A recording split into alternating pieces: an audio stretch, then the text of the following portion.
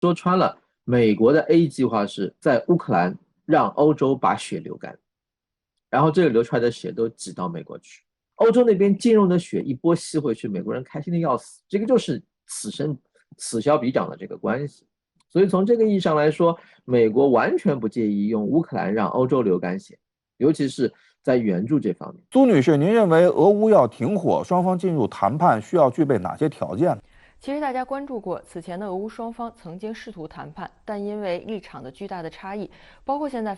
大家非常关注的克里米亚的问题，那从乌克兰的角度来说，把收回克里米亚、夺回克里米亚作为谈判的既定的目标，而俄罗斯方面肯定呢在对克里米亚等一系列地区的控制权上有俄方的想法，所以似乎呢谈判进入到一个难以开启的状态。从未来较为现实的眼光当中，我们可以看到的是，俄乌冲突必然会寻找出路，这应该说是各方的共识。随着冲突的延续，随着疲劳的增加，寻找出路的意愿和可能性其实也在增加的过程当中。但是从目前来看，应该说战场局势仍然是影响下一阶段如何开启谈判的一个关键的因素。现在呢，从俄罗斯的角度来说，特别军事行动还没有完全实现预期的目标。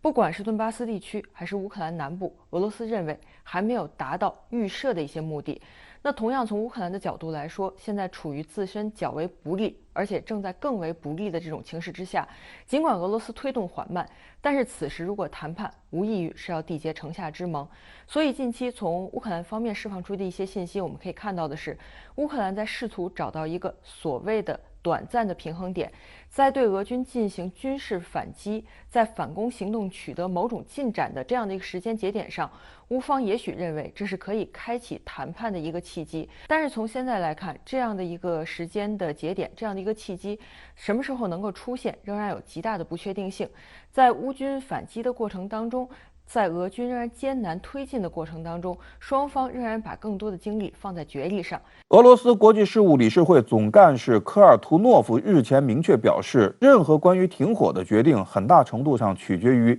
西方的立场。如果 A 计划，也就是乌克兰的胜利，看起来越来越不现实，那么西方可能已经在考虑 B 计划了，可能会在俄乌之间，以及在俄罗斯和西方之间达成临时的妥协。沈先生，您认为这种临时的妥协能实现吗？那个 B 计划一直是在选项上的，一直是存在的，但是因为某些原因，西方国家不愿意去承认它。而且我相信，欧洲国家，尤其是以德国和法国为代表，远比美国更希望得到这个 B 计划。因为说穿了，美国的 A 计划是在乌克兰让欧洲把血流干，然后这个流出来的血都挤到美国去，欧洲那边金融的血一波吸回去，美国人开心的要死，这个就是此消彼长的这个关系。所以从这个意义上来说，美国完全不介意用乌克兰让欧洲流干血，尤其是在援助这方面。第二，乌克兰就是个无底洞，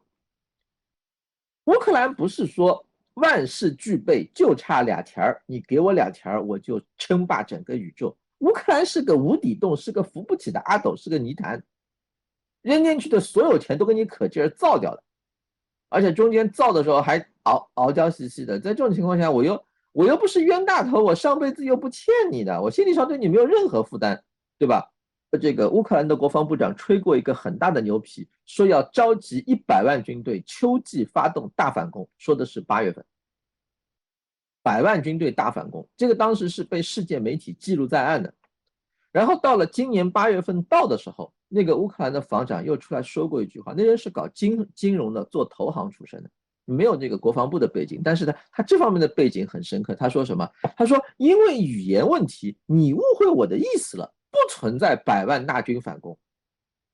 那我说句不好听的，欧洲和美国很多援助是按照你那100万军队存在的方式给你配的硬件，就算中间打个8折，实际只到了2成到3成，这些力量去了哪儿？这也是很大一笔装备了。这些装备跟你在战场上表现出来的，我可以直说对不上，中间有差额。事实上已经把矛头指向了这个当地的黑市和军火走私的这个问题。所以在这样的情况下，乌克兰又表现出它不是一个值得长期投资的高价值目标。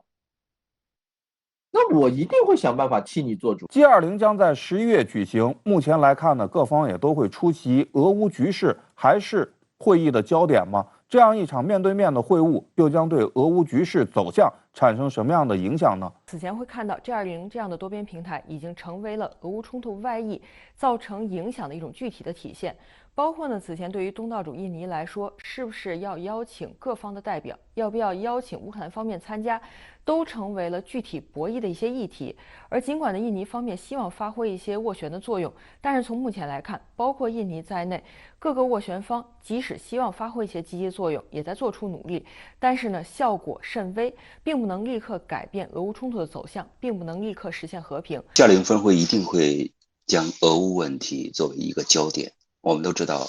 美国为首的西方国家